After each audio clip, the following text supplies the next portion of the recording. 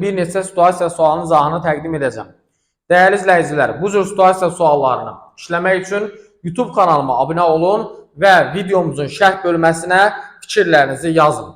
Əgər sualların cavabını özünüz məndən əvvəl tapa bilirsinizsə, oxuyub anlayıb cavablarınızı şərh bölməsinə qeyd edə bilərsiniz. Bu çox gözəl bir haldır təbii ki. Gəlin baxaq suallarımıza. Birinci sualda deyilir ki, üzr istəyirəm, bu 10 nömrəli sualdır, qaydaq. 5-dən başlayaq. Bura qədər mən həmin sualların izahını bir-bir təqdim etmişəm. YouTube kanalımıza daxil olsanız görə bilərsiniz. 5-ə qədər olan suallar var. Baxırıq deməli 5 nömrəli suala. Burada deyilir ki, şagird dərs zamanı tez-tez arxaya dönüb yoldaşları ilə danışır. Problem nədir? Şagirdin tez-tez dərs zamanı arxaya dönüb yoldaşları ilə danışması. Bu da sinifin diqqətinin yayılmasına səbəb olur.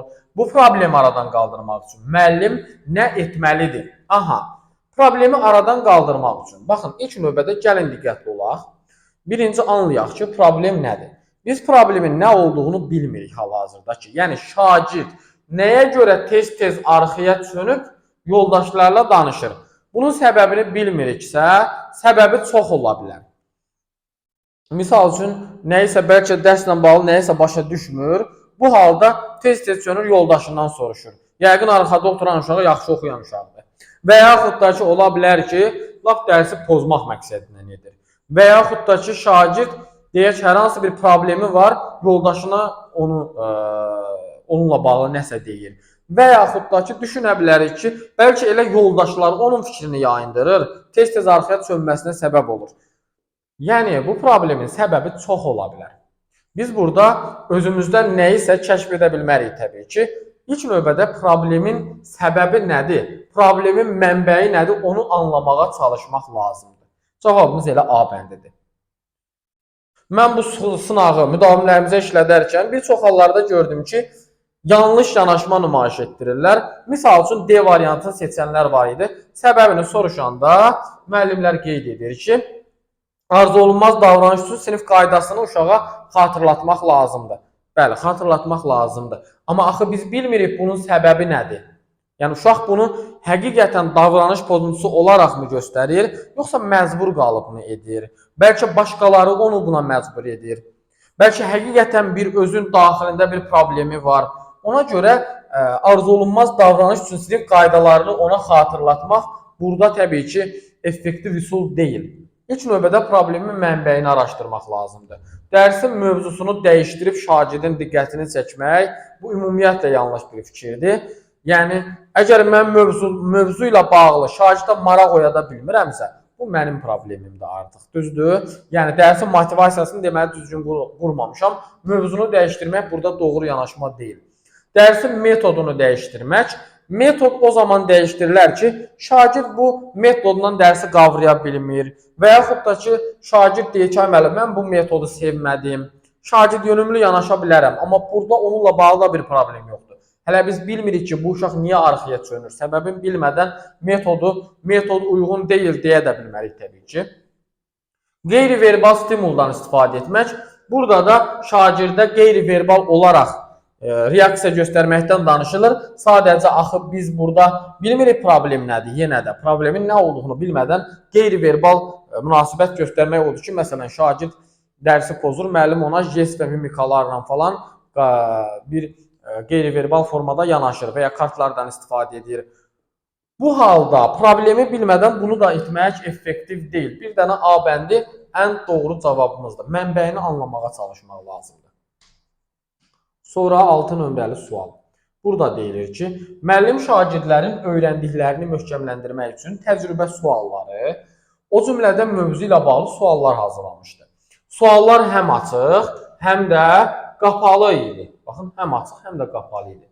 Bütün şagirdlərin prosesdə iştirakını təmin etmək üçün müəllim sual verdikdən sonra şagirdlərə vaxt da verdi. Situasiyaya əsasən müəllimin fəaliyyəti haqqında hansı fikir doğru deyil? Yəni, situasiyanı oxuduq, başa düşdük. Sadəcə edəcəyimiz bircə dənə şey var ki, o da nədir? Edəcəyimiz bununla əlaqəsiz bir cavab seçməkdir. Yəni bu situasiyaya aid olmayan bir fikir seçməliyik ki, burada başqa şeydən danışırıq, amma cavabda başqa şey verib.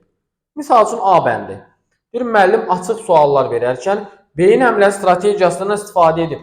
Açıq sual bilirsiniz ki, beyin həmləsi özü açıq sualdır. Yəni açıq tipli sual verəndə beyin fırtınası yaratmış oluruq, düşündürürük. Deməli açıq sual veribsə bu variantımız doğrudur.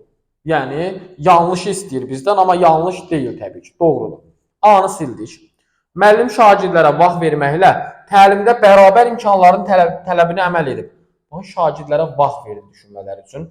Bərabər imkanların tələbinə əməl etdimi? Etdi. Deməli B də bizim cavabımız olmayacaq. Baxaq digər variantlara.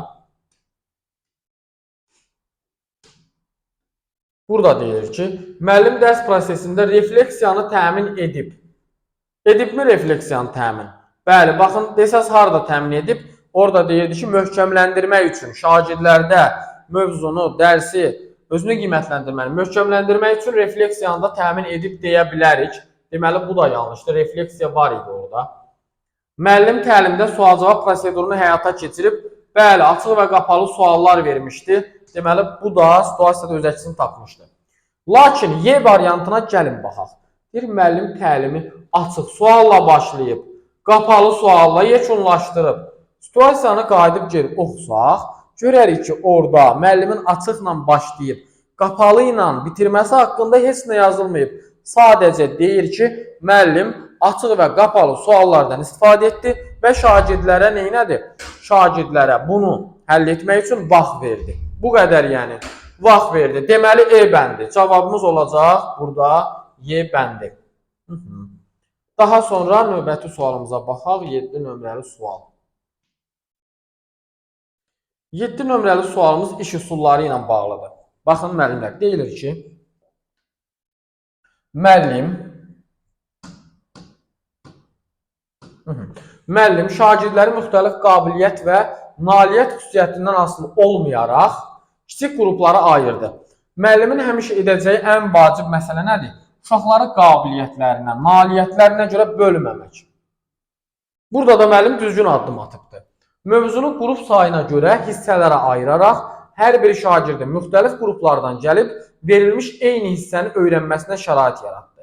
Sonra şagirdlərdən xahiş etdi ki, onlar öz qruplarına getsinlər və öyrəndiklərini yoldaşlarına öyrətsinlər. Baxın, mövzunu qrup sayına görə hissələrə ayıraraq hər bir şagirdin müxtəlif qruplardan gəlib. Bu bizə nəyi göstərir? Müxtəlif qruplardan gəliblərsə, deməli onların ana, doğma qrupları var. Baxın, sizin mənfi cəhətiniz nədir? Sizin mənfi cəhətiniz odur ki, siz həmişə sırf açar söz axtarırsınız. Düşünürsünüz ki, bu ziqzaq iş üsuludursa, burada mütləq ana qrup, doğma qrup sözü yazılmalıdır. Yəni, yazıla da bilər, yazılmaya da bilər. O bizim üçün əsas məsələ deyil. Elə imtahanda da əsas açar məqam verilmir, amma onunla bağlı bir situasiya təqdim olunur ki, siz onu artıq məntiqlə dərk edirsiniz.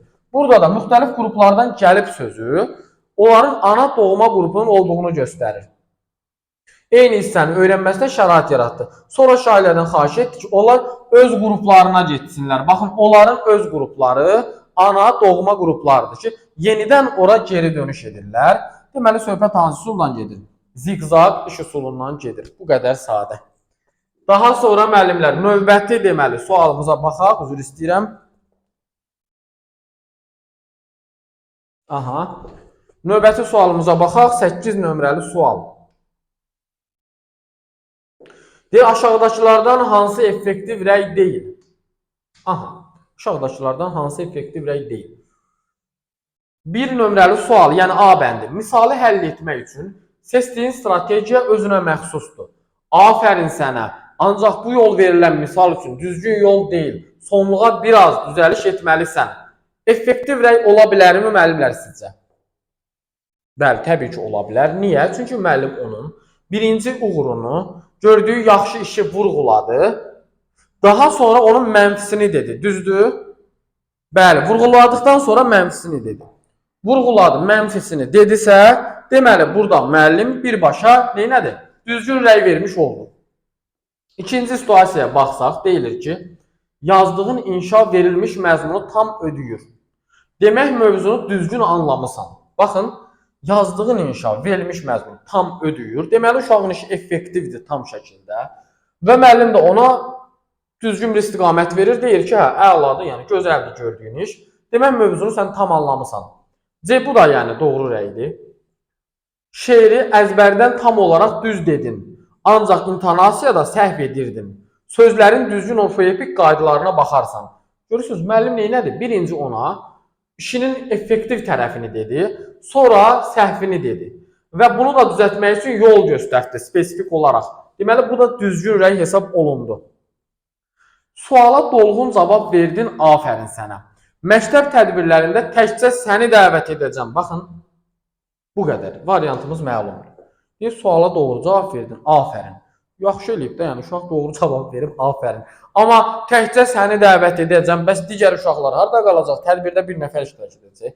Yəni bu şəkildə uşağa rəy vermək təbii ki, yanlış yanaşmadır. Təkcə səni tədbirə dəvət edəcəm, artıq cavabımız D bəndi oldu. Qrup daxilində yoldaşlarınla əməkdaşlığın gözəl idi. Belə davam etməklə fəaliyyəti yüksəldə bilərsən. Bəli, şagird yaxşı bir iş gördüyünə görə müəllim onun işini vurğulayır və ona effektiv istiqamətləndirici rəy vermiş olur. Belə, daha sonra bir suala da baxaq sizinlə. Bu da yenə, görürsünüz, suallarımızın çoxu müəllim, şagird, müəllim, valideyn, eyni zamanda sinifin prosedurları ilə bağlıdır. Çünki imtahanda da dərs prosesi ilə bağlı çox suallar qarşınıza çıxacaq. 9 nömrəli sualımız elə asan bir sualdır məncə. Siz də bunu rahatlıqla tapa bilərsiniz. Dərs prosesində müəllim şagirdin yoldaşı ilə danışdığını müşahidə edir. Bu zaman müəllim ilk olaraq bu şagirdlərə hansı xəbərdarlıq etsə, söhbət müəllimin xəbərdarlığından gedir. Bayaqki sualla bunu qarşılaşdırsaz, ortada bir xəbərdarlıq söhbəti fərq yaradır burada. Birinci izah elədiyim sualla. Xəbərdarlığı etsə dərs prosesinə mane olmaz. Bilirik ki, şagirdlərin yanlış bir davranışına müəllimin, bayaq orada da izah elədim ki, qeyri-verbal yanaşması doğru bir addımdır. Yəni, qeyri-verbal şəkildə xəbərdarlığını o cür edə bilər. Dediyim kimi, baxın, burada da A bəndində görün nə gözəl yazıb. Deyir, göz təması qurmaq. Ən effektiv yol təbii ki, burada yanlışlığı aradan qaldıra biləcək yol göz təması qurmaqdır şagirdlərlə. Biz onunla göz təması qurduqda artıq anlayır ki, nəsə bir problem baş veribdir, nəsə səhv edibdir. Göz təmasından başqa hansı yolu edə bilərik desəz, baxın, jest və mimikalar və yaxud da ki, deməli, kartlardan istifadə edə bilərik və ya şagirdin adını lövhədən qeyd edə bilərik. Heç kim görmədən sadəcə adını yazıram, görür ki, adını yazıb müəllim ora. Bu şəkildə qeyri-verbal, yəni müəllimin dərs prosesində danışıb da onu sakitləşdirməsi məsələni böyüdə bilər, eyni zamanda dərsin də gedişatına mane ola bilər. Ən gözəl yol ilə göz təması qurmaqdır. Cavabımız burada da olacaq A bəndi. Bir suala da baxaq. Bu da yenə nizam-intizam pozuntusu ilə bağlı bir sualdır. Burada deyilir ki, aşağıdakılardan hansı müəllimin sinifdə nizam-intizam problemlərini həll etmək üçün istifadə edə biləcəyi ən təsirli üsuldur. Baxın müəllimlər, bu sualın da cavabını bir çox müəllim səhv yazmışdı. Siz də öz variantınızı yazın rəy bölməsinə. Hələ mən cavabı deməmiş, oxuyub yaza bilərsiniz. Bir çox müəllim səhv yazmışdı bu sualın cavabını. Bizdən nə soruşulur? Diqqətli olun biraz. Deyir, aşağıdakılardan hansı müəllimin sinifdə nizam-intizam problemlərini həll etmək üçün edə biləcəyi ən təsirli üsul? Biz, baxın, ən təsirli üsul deyəndə, yəni ən birinci müəllim neynəməlidir? Davranışla bağlı nəyi etməlidir ilk edəcəyi iş sinifdə? Onu tapmalıyıq. Məsələn, A bəndində deyir ki, şəxsi nümunə əsasına nizam-intizam yaratmaq. Bir çox müəllim, üzrdən B bəndində deyir, A-ya baxarıq. Bir çox müəllim B variantını seçmişdi burada. Düşünürdü ki, şəxsi nümunəsi müəllimin yaxşı olsa, özü nizamlı, intizamlı olsa, şagird ona baxıb təkrarlayar. Bəli, bu doğru yanaşmadır. Amma ən təsirli üsul deyirsə, hələ mən şagirdlərə əvvəlcədən qaydalar, prosedurlar qoymadan özümün nümunə olmağım sadəcə işi həll edə bilməz. Düşünün, bir insan heç nə bilmir hələ. Mənim keçəcəyim dərslə bağlı heç nə bilmir. Mən gəlim burada öz-özümə danışım. Ona heç nə öyrətməyim. O, bunun üçün ən təsirli üsul ola bilər sadəcə? Yox, təbii ki. Deməli, məsələnin ən birinci edilməli olası nədir? Müəllim gəlib dərsini izah eləməlidir. Başa salmalıdır ki, bax, bu mövzu budur. Bunu başa saldıqdan sonra artıq, ondan sonra deyə bilərik ki, müəllim şəxsi nümunə olmalıdır. Bəli, bu halda B variantı yanlışdır. A variantında deyir ki, nizam-intizam prosesini tənzimləmək üçün digər müəllimlərlə əməkdaşlıq etmək, müəllim özü birinci etməlidir. Hər hansı bir addım atmalıdır. Digər müəllimlərlə əməkdaşlıq da burada uyğun deyil. Cavabımız C bəndidir. Deyilir ki, davranış qaydalarının yaradılması və həyata keçirilməsi. Bəli, ilk öncə müəllim nə etməlidir? Davranış qaydaları yaratmalı və bunu həyata keçirməlidir. Yəni, müəllimin atacağı ən doğru addım, ən təsirli üsul nə ola bilər? İlk növbədə, bayaq dediyim kimi, müəllim dərsini keçmədən, öyrətmədən, özünün şəxsi nümunəsi ilə şagird dərs öyrədə bilər? Yox. Eyni ilə də nizam-intizam prosesində də.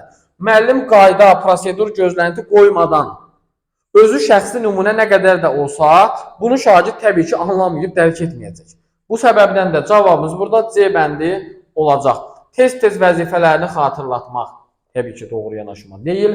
Mənfi davranışın gətirəcəyi mənfi nəticələr şairləri izah etmək, hələ bunları etməmişdən əvvəl C bəndindəki qaydaları qoymaq lazımdır. Belə müəllimlər, bu qədər. Bu tipdə izahları görmək üçün kanalımıza abunə olun, videolarımızı bəyənin və eyni zamanda rəylərinizi də bildirin. Uğurlar.